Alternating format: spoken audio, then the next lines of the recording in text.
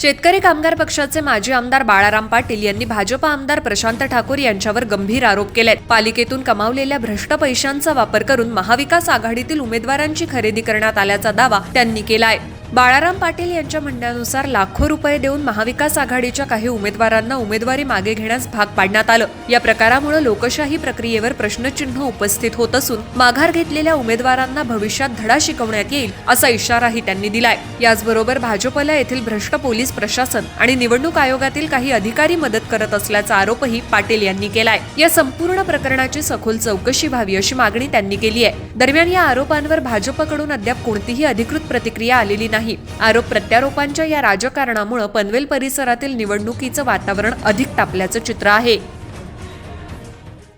कारण अर्थकारणाशिवाय दुसरं कारण नाही। गेले 8 वर्ष, कारण 5 वर्षाचा टेन्युअर असला तरी अगदी आचारसंहिता लागेपर्यंत परेश ठाकूर या ठिकाणी महापालिकेत कलेक्शनसाठी बसत होते।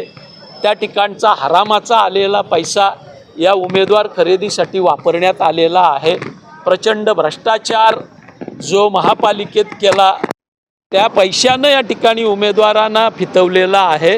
दुसरं कारण याच्या मागं काहीही दिसत नाही। मी आपल्याला सांगू इच्छितो की जे प्रकार या ठिकाणी मंडळी करायला मागते, आमची परदेशी नावाची उमेदवार आमच्या सोबत आहे, तिच्या सूचक अनुमोदकांना या ठिकाणी आणलं जातं आहे। आमची तरुण मुलगी प्रवीण जाधव यांची, ती आमच्या सोबत आहे, तिच्या सूचक अनुमोदकाला या ठिकाणी पैसे देऊन आणलं जातं आहे। या ठिकाणी आयुष्यभर निष्ठावंत सैनिक म्हणून राहिलेल्या अनिल कुलकर्णी सारख्या शिवसैनिकाच्या पत्नीला या ठिकाणी पैसे देऊन आणलं जातं। याच्यापेक्षा वाईट दुसरं काही असू शकत नाही।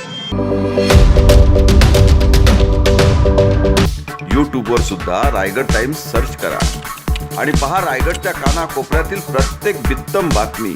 आणि हो, लगेच सबस्क्राईब बटनवर क्लिक करायला विसरू नका। रायगड टाइम्स, आपलं चॅनल, आपला आवाज।